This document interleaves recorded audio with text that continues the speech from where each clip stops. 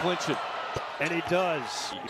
5 seconds to play. Crowd heading for the exits. Missouri leads by 4. Richard gets it into Martin. Right to left, Martin into the front court. Martin, deep three from the logo. Made it with 1/10 of a second to play. Grill throws it open in the front court. Pierce, folks, Missouri's done it. The Tigers have come to Gainesville and knocked off the 5th-ranked Gators as Missouri picks up its first road win against the top 5 since 2012. Mizzou announces its arrival to the SEC with a win over number 5 Florida, 83-82. Man, hard-fought game. I thought our guys played with a level of focus from the very beginning to the very end. They played with their instincts. They just wanted an opportunity again to get in rhythm because we didn't get in rhythm at Auburn. So I think these guys did a great job of connecting with each other and executing the game plan.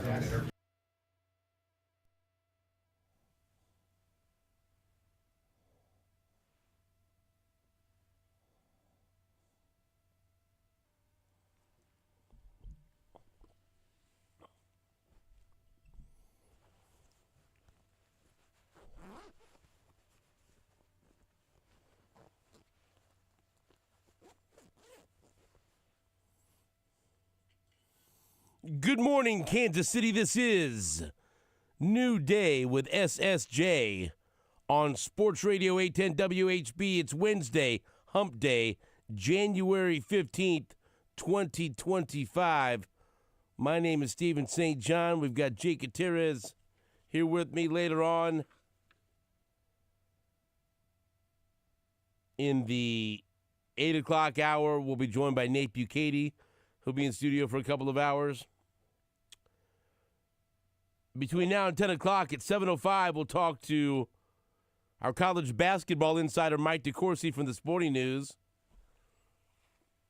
And he will get several questions about Mizzou's upset victory on the road last night over the Florida Gators.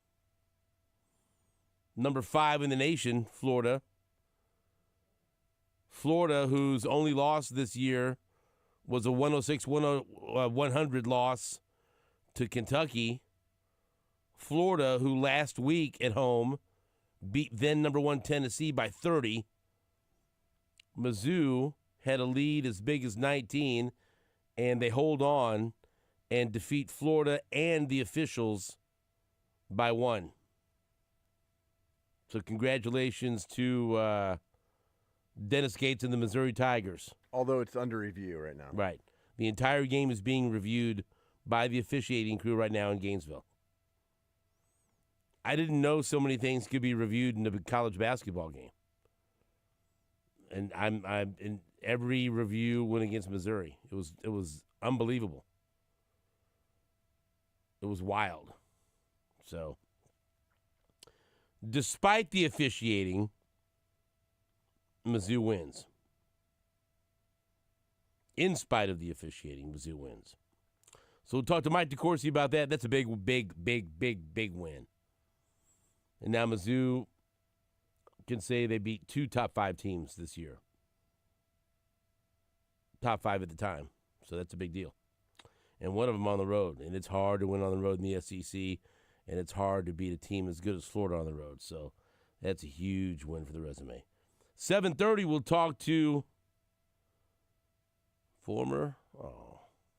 still Current Mizzou quarterback Brady Cook. Check in with him. Still Tiger. Now that forever, always be a Tiger. See what he's up to after winning the Music City Bowl in dramatic fashion as he gets ready to pursue a pro career and find out what the next step is for Brady Cook, who'll be on the show at 7:30.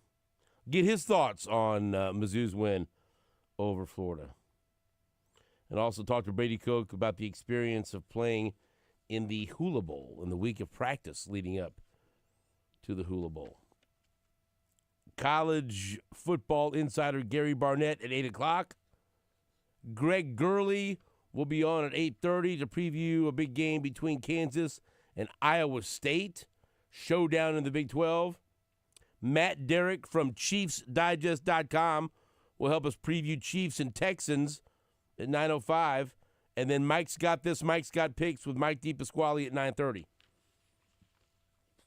You know, some days it's really good to be a sports fan. Depending on like who your team is. It's always good to be a Chiefs fan right now. It's always wonderful to be a Chiefs fan.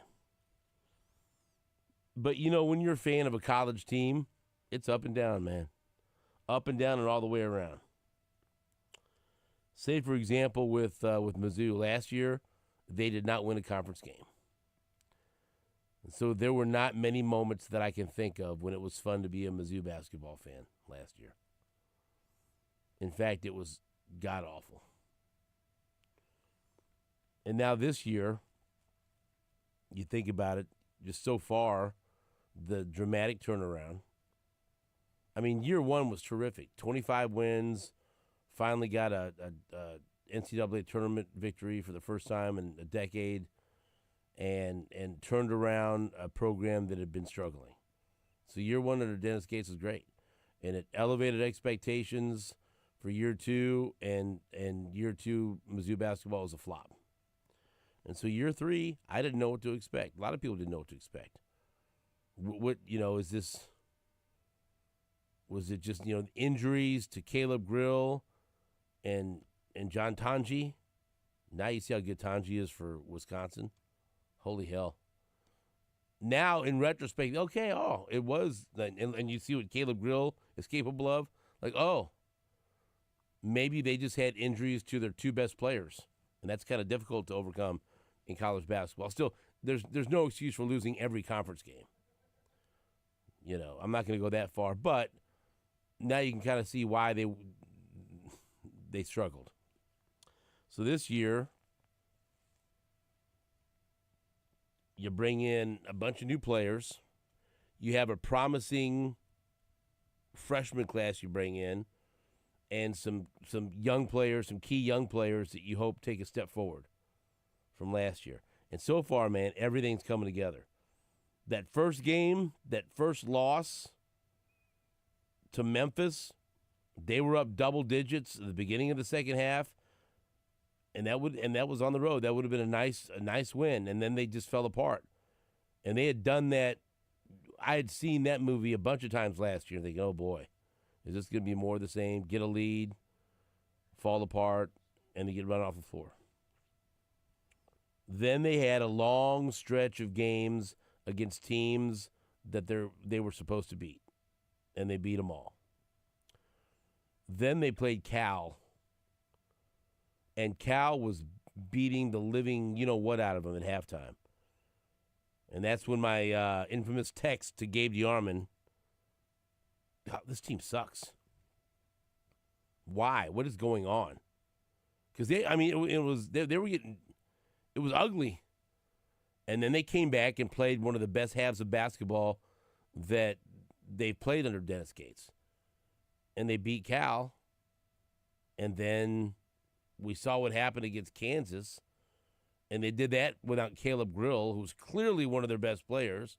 Hell, maybe he's their best player. I don't know. He's one of them. Mark Mitchell's probably their best player. He was last night. But Caleb Grill's one of their best players. That's the guy I want shooting threes, I can tell you that. But he just has I love him. A certain energy to him, right? And just does all the little things that you love from a college basketball player. Like last night, he was all over the floor. Man, there was a point, though, in the final minutes of the game, he missed 2 free throws, and I was like, what the? But then he sealed it with 2 free throws. But he's one of those guys that you could tell he pisses off the other team. And I like that. You love him when he's on your team. You can't stand him if he's playing against you. And he was on fire from 3. And so Mizzou, played a good portion of the non-con without him. Beat Kansas without him. And then they have the Illinois game, and it went right down to the wire. They could have won that game. They didn't. Jacob Cruz fired up a three that would have tied the game. He had a good look. But even though they lost, what I took away from that game was, okay, the Kansas game wasn't a fluke. Mizzou's a pretty damn good team. They went toe-to-toe with Illinois, and that could have gone either way. You get to conference play, and they have to open up on the road against Auburn. And they got lit up. Auburn's going to do that a lot to teams, especially at Auburn. And like I told you, that's what the spread was. That's what Vegas said. I didn't – well, I mean, of course, you're always disappointed when the team that you root for loses, but I was like, this is more about Auburn being really, really good and playing at – bad matchup, playing at Auburn. Okay, next, get your head out of that game. Don't let one loss become two.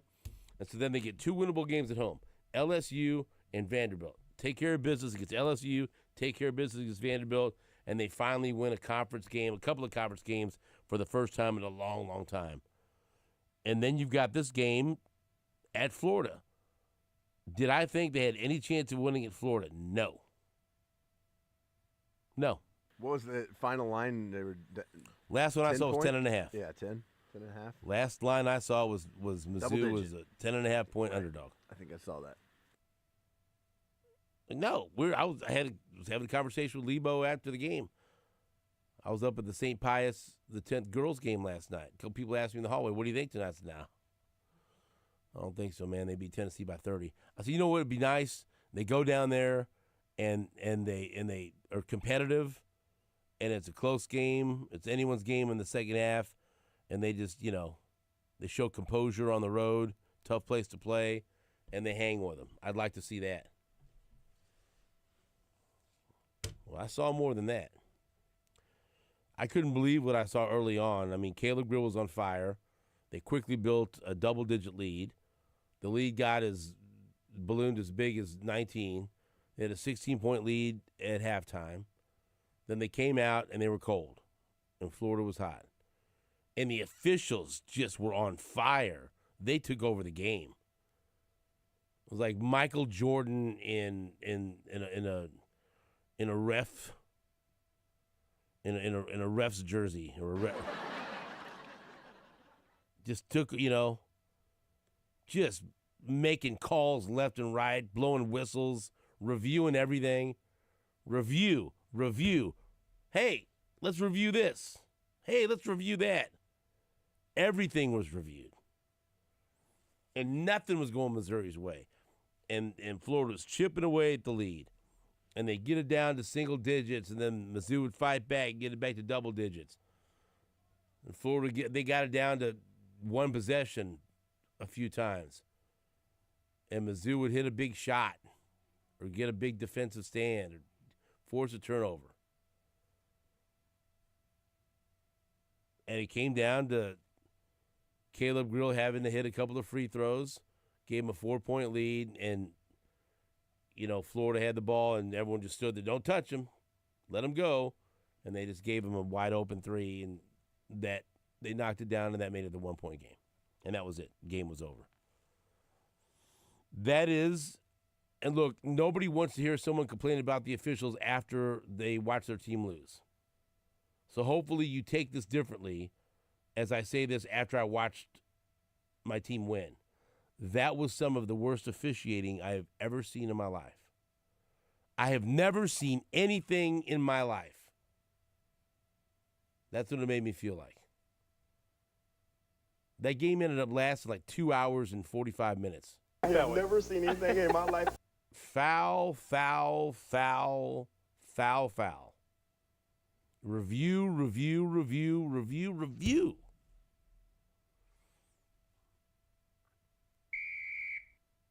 And you know what?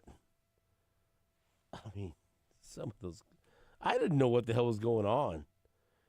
And I'll be honest with you, I was worn out, so I'm watching the game in bed, and Susan's trying to sleep next to me, and I'm cussing at this game, and I'm talking to it sounds like, and she's, what? I'm not talking, and we almost kind of got into it.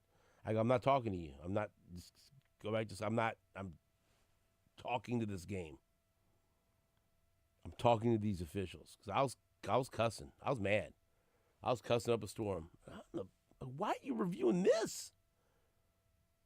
How? We review everything then. Review it all.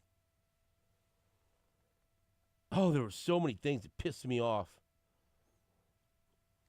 T.O. Barrett, freshman, was in there. He hadn't played all game, and he comes in at point guard, and he's playing good defense, and he balled out. They called him for a foul on a three-point shot. He didn't even touch the guy. He didn't even touch him. They showed the review. He didn't even touch him. And who was it? Pat Bradley, the color commentator. Well, bad angle there. We don't see. Maybe he got a little bit of inside the elbow. And hey, Pat, it wasn't a bad angle. You don't see anything because he didn't touch him. That's why. There's no angle you can provide me that shows him touching the inside of the elbow, Pat. Well, you don't see it there, but maybe he. Pat, just say it. He didn't touch him. We don't need to look for any other angles. He didn't touch him. There was a goaltend that should have been called on the alley-oop slam dunk where the Florida players grabbed the rim. Grab the rim. Whatever. Fine. Can you do that, Jake? No, it's illegal. Why? I think We'll go tell the officiating crew down in Gainesville. no. And they reviewed that, and they're like, nope. And so I guess you can't review it unless it's called goaltending, and then you could wave it off. But you cannot review it if it's not called goaltending and they call it goaltending. I'm not even going to start to pretend like I know. I don't know. Yeah, right. That's what I was trying to figure out, because then they show, and then the color commentator goes, "Yep, there you go." The Florida player grabs the rim, and it's like they would review something that would go in Florida's favor for like 5 minutes. They would review something for, Mizzou. Nope, everything's fine. Florida ball. Great, thanks. Thank you. I mean, did you see? And I thought this was gonna lose Mizzou the game. I think Mizzou was up 11, and momentum had shifted Mizzou's way, and they had the ball, and Tony Perkins, the transfer from Iowa, had the ball, and he I thought accidentally elbowed the defender in the balls. You don't see it that often. And that defender went down. I mean, I'd have fallen down too. It was an elbow to the balls. And so then they reviewed that, and they called it a flagrant 2. And they showed why. If it's intentional contact. Good balls. So I'm like, and I needed all these explanations, right? And they put it up there on the screen. So I'm thinking, they usually do this just contact above the shoulders, or we're like, what's going on here? And the rule is if they rule it intentional contact to the groin.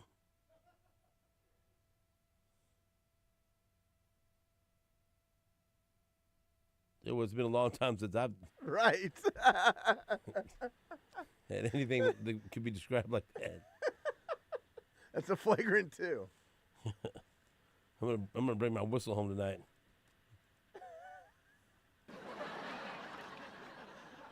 Honey, that's a flagrant 2. No, there's no whistles called. No whistles in my house. It's under review. But it's like, and so I'm looking. I go, they call it a flagrant 2. Look, the guy was on him. He had the ball, and he just looking to clear some space. And I didn't, and maybe I'm just looking at the black and gold glasses.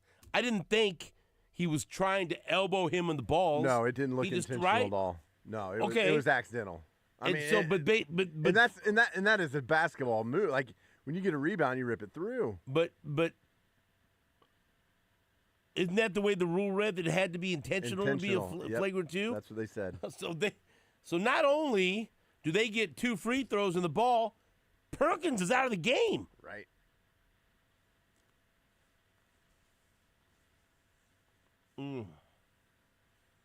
A phantom foul on the 3-pointer. The dude missed 2 of the free throws though, because ball don't lie. Clayton. The non-call and the goaltending. Caleb Grill's last 3, his foot was on the line. They missed it. They didn't review it. Good. Todd Golden's over there telling the refs what to do, review this, review that, make that call. Maybe I just haven't paid attention. And look, he's had some issues off the court. We'll leave those alone. I'm not dealing with Todd Golden's personal life or whatever the hell he's doing. Instagram habits. I'm not. Don't want to get into that. I got nothing to do with that. Okay. I'm just talking about his demeanor on the court. Okay. It's been a while since I've seen a coach complain and whine and cry and complain and whine and cry. Every single call going up to the officials and complaining and whining, and Dennis Gates, for the most part, just stands there with his arms folded. Some people have wanted Dennis Gates to work the officials more, but what a difference! Dennis Gates sometimes is like, "Are you kidding me? Are you serious?" And he would you could just see him a couple times just stewing, seething with anger. Todd Golden's over there just begging the officials for every call. I don't like this guy. Don't let them win this game. That's an easy guy to root against, let me tell you. And then after all that, Mizzou won. I was fully prepared to be so mad because that just felt like I was going to have to come on the show today and they had a 19-point lead. And a bunch of calls went against him. And by the way, for a while there, a refusal to make free throws for Mizzou.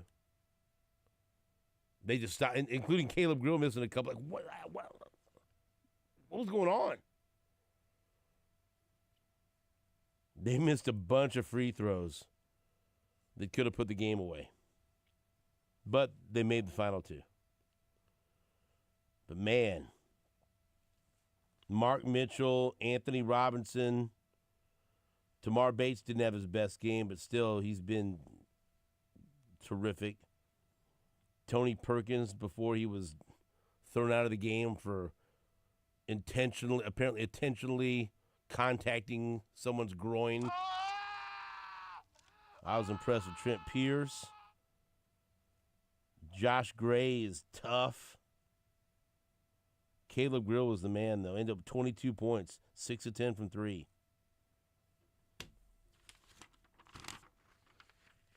And that's another thing different from last year. They're deep. They lost Perkins.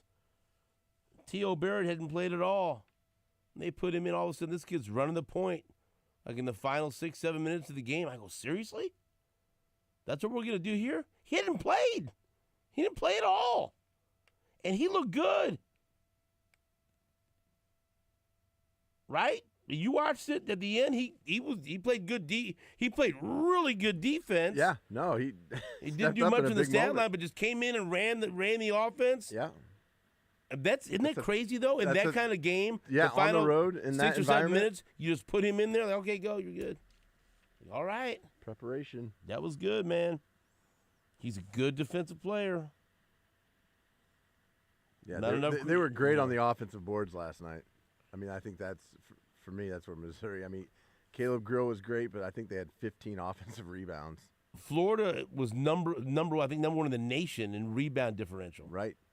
Plus 14 or something crazy. Florida is an outstanding rebounding team. And for Mizzou to hang with them, 15 offensive rebounds. Oh, yeah. So I just super impressed with the toughness. And look, the lead, they lost the lead, but that's the number 5 team in the nation. Right. That just beat the number 1 team in the nation by 30 on the same floor.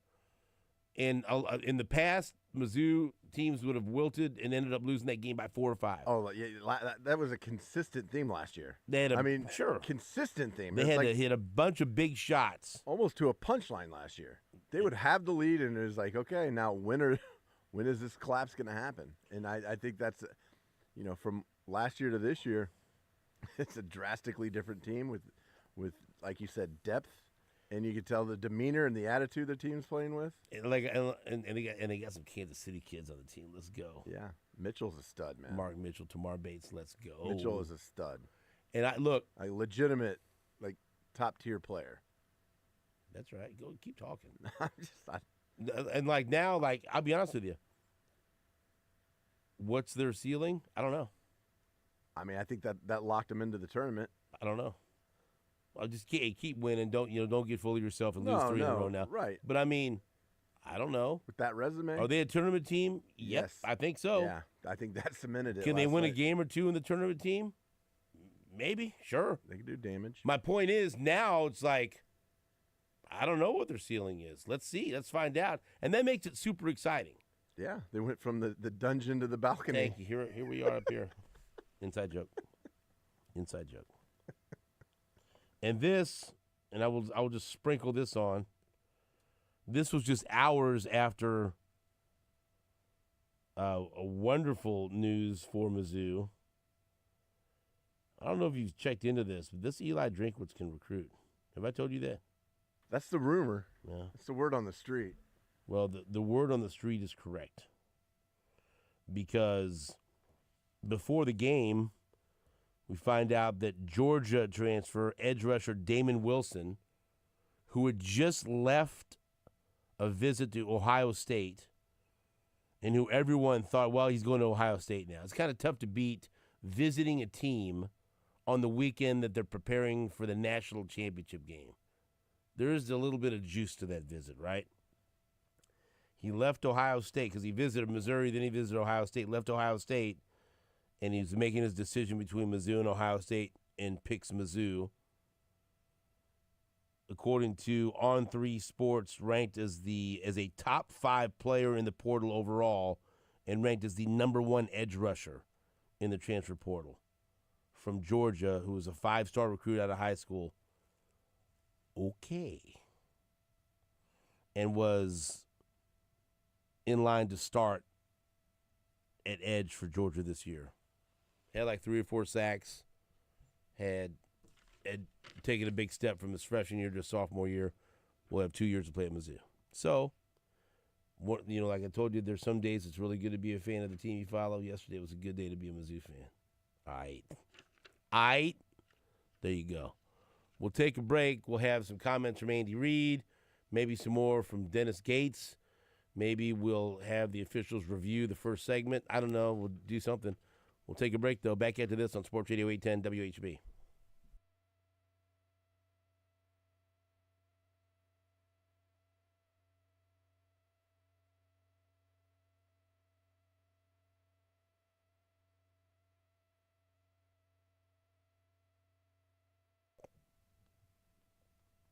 Baby, it's cold outside. You like that, Jake? It is cold outside. Sound like Leon Redbone. Thank you. Call me Stephen Redbone, would you? No. That was my original radio name, but Call you Ribbone. didn't catch on. I like to see some rib bones. That means I just ate some ribs from Joe's Kansas City Barbecue. And as this cold weather is here, Joe's KC Barbecue wants to make sure you can get all your smoked favorites in the comfort of your car. Getting Joe's to go is super simple and easy to do. Do what I do. Do what I did. Do what I did. Download the Joe's KC app on the Android or iOS platforms, then place your order for curbside pickup at the pickup time you select. I wonder if Jake can get the Junior CV drop before the end of this read. Once you arrive, the curbside crew will deliver your order fast and fresh right to your car. You can order Z-Man and fries on your lunch break or get meats by the pound for your next game day get-together. Barbecue. I love barbecue. There it is.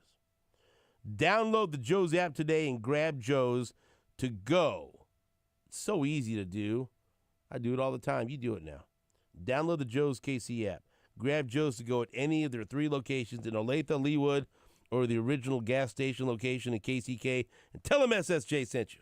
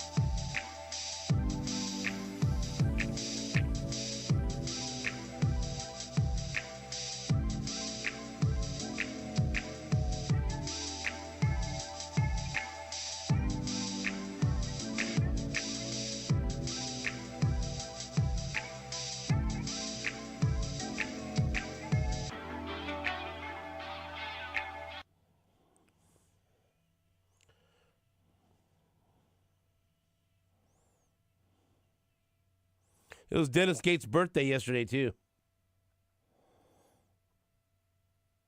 I just sent you a clip from the locker room. Happy birthday!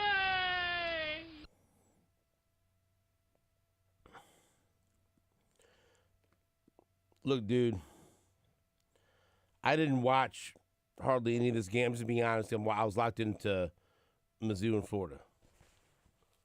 That was a bigger game, and Mizzou was playing well with a chance to win. But I checked out afterwards some of the game, and I'm what in God's name happened in Manhattan? So they lost at home 61-57. That's not shocking. I mean, Texas Tech just took Iowa State to overtime, and K-State's struggling. So that's not a shocking result. I mean, Texas Tech was favored by what? Was it 4.5, 5? I think it's 6. 6? Texas Tech Well, was they a road favorite. They won by 4. So that's not a shocker, right? No. Can someone who watched the game closely explain this to me? Because when I was looking at this, I thought the stats and the box score and the play-by-play was wrong. Jake, help me with the math here. With 8:17 left in the game, Max Jones made a free throw for K-State. Yeah. That tied the score at 55. Okay, we on the same page here? It's 55 all. After a Max Jones made free throw, it's With 55 all. 8 minutes? With 8 minutes and 17 seconds left. You know what the final score was? I do. 61-57. Right.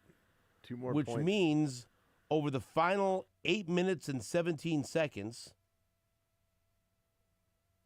Texas Tech outscored K-State 6-2.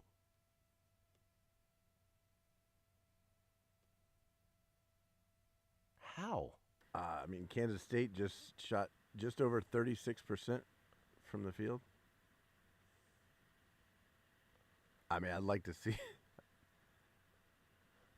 The last points that they scored, Coleman Hawkins made a jumper with 5:50 left to tie the game at 57. And that ended the scoring for K-State on the evening with 5:50 left. From 5:50 until the end of the game, Texas Tech closed with a 4-0 run. So it ain't like Texas Tech was lighting up the scoreboard. No, Tech's winning bucket came at 5:28.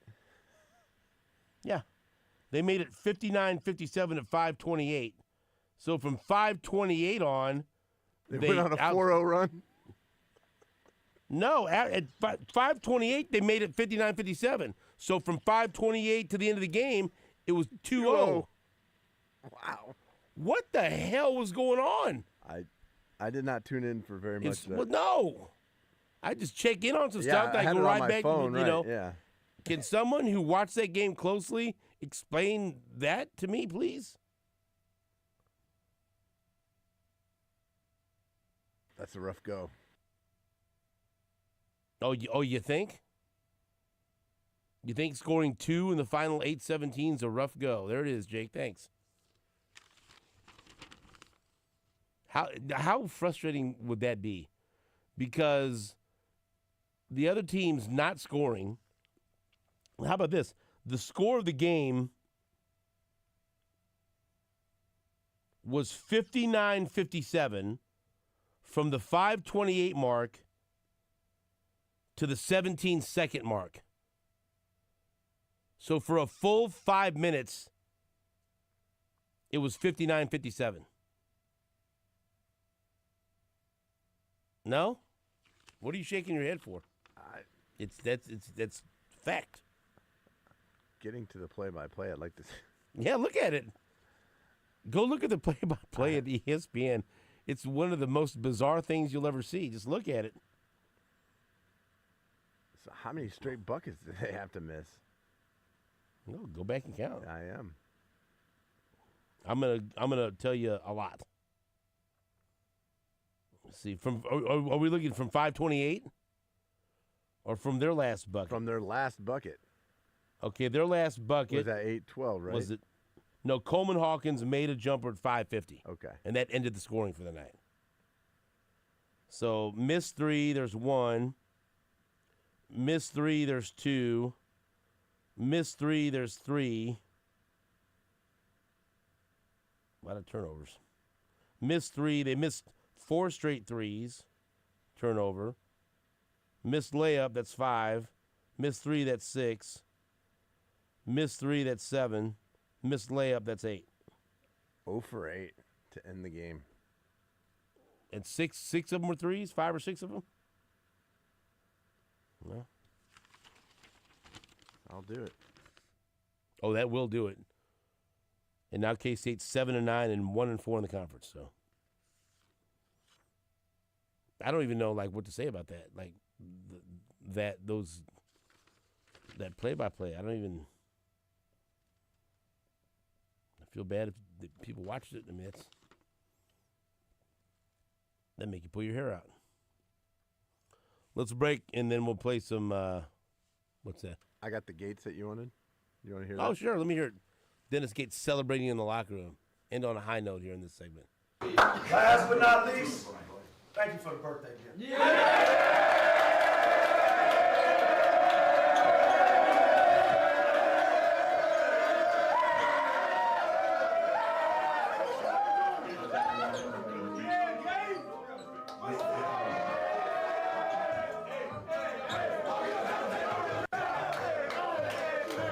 Todd Golden running in there.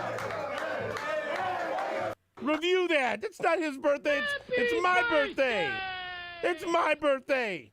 Can't say credit. Oh. You know.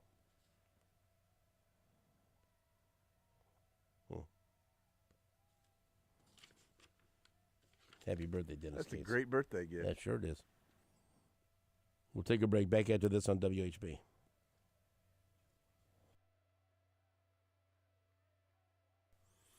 Stephen St. John here for my friends at Kansas City Credit Union, where I am a member, and my son Richie is a member as well. Visit kansascitycreditunion.com/810sports for more information. And whenever you stop by one of their 3 locations, please tell them Stephen St. John sent you. You know, they offer free, no minimum balance checking, savings account options to meet your financial goals, direct deposit to account for your check or payroll deductions, no annual fee debit and credit cards, and how about this? Auto loans with highly competitive rates, home, RV, and motorcycle loans at competitive rates.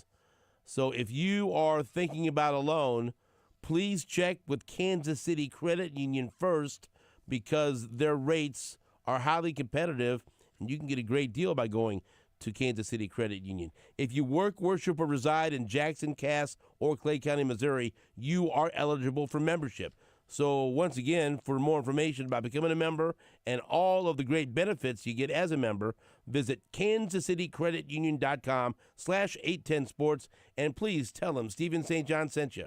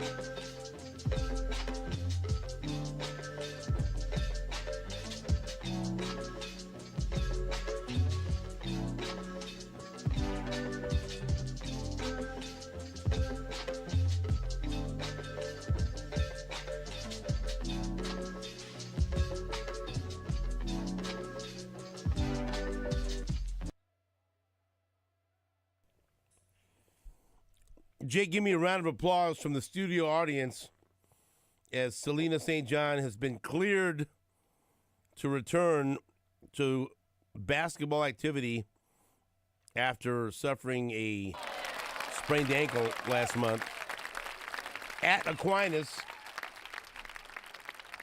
You ever sprain your ankle at Aquinas? Have I ever? So Many times. She's gonna play tonight. It's great. It is. It's got to be good for her spirits. Good for my spirits. Yeah, no doubt.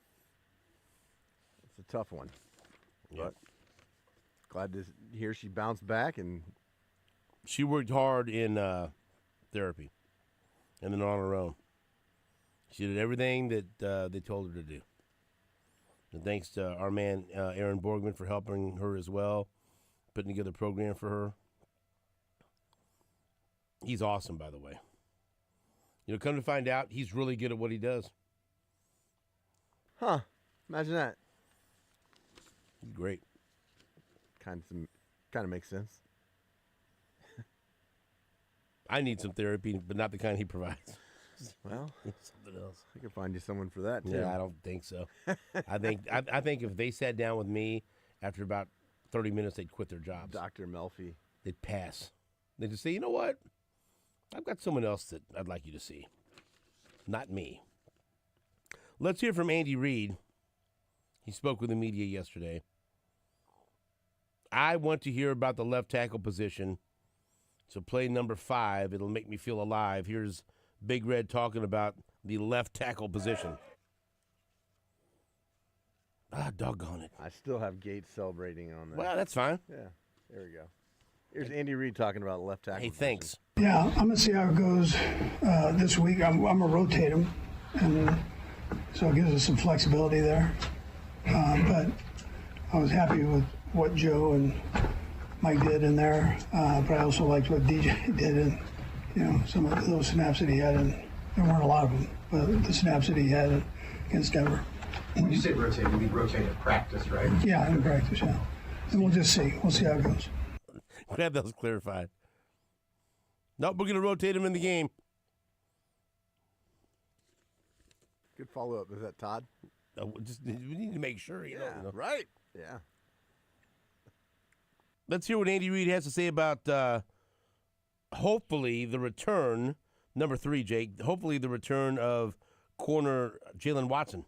Yeah, I kind of want to see this week, see how he does. But what I've seen so far, it's been good. He's in good shape, and I'm not telling you he can play a whole game, but he sure, I think he has a chance of playing. We'll see. I think that's huge. Delish. I mean, all the discussion has been around the left tackle position going into this That's game. huge, senor.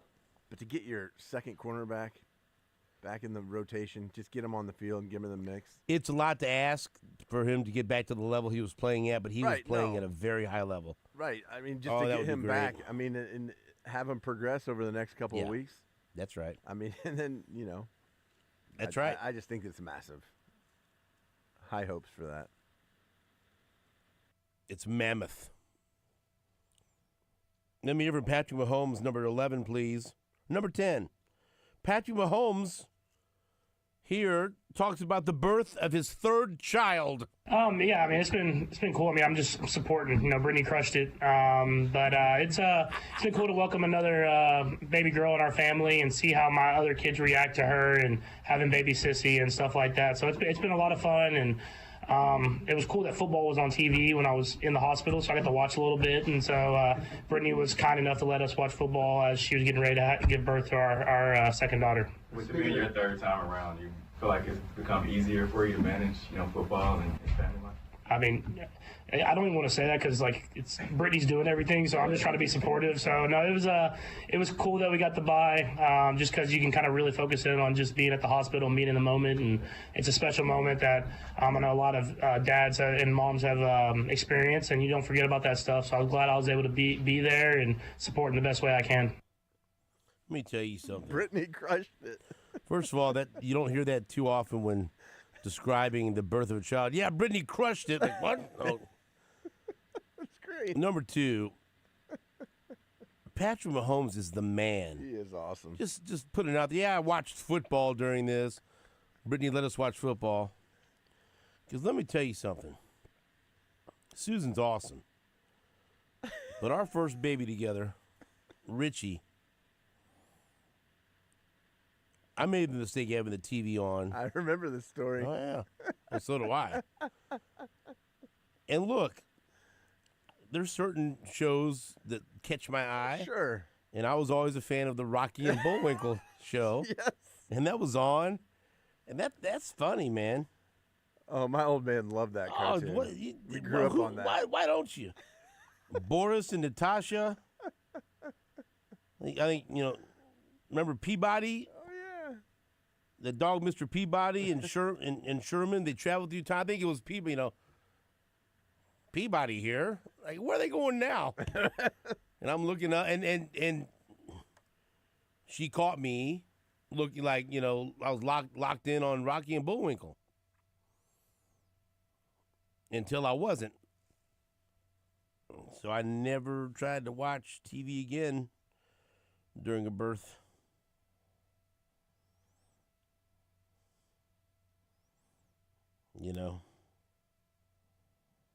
It was my fault.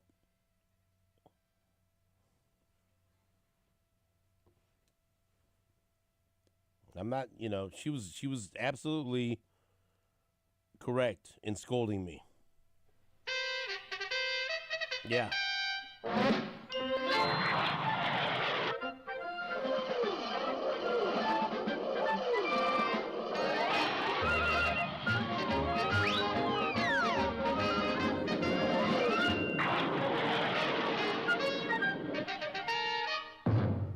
Then I think Tennessee Tuxedo was on right after Our that. story opens today in a really ugly building in the really dreadful little country of Pottsylvania, where the Supreme Council is faced with a serious problem. Tennessee Tuxedo was on after that. Do you remember Tennessee Tuxedo? I don't remember that one. And his walrus friend Chumley, you don't remember? No, I don't think so. Gee, Tennessee. Tennessee Tuxedo, you're the greatest. Thanks, Tennessee. Google Tennessee Tuxedo. I bet your dad loved that too. Back after this on WHB.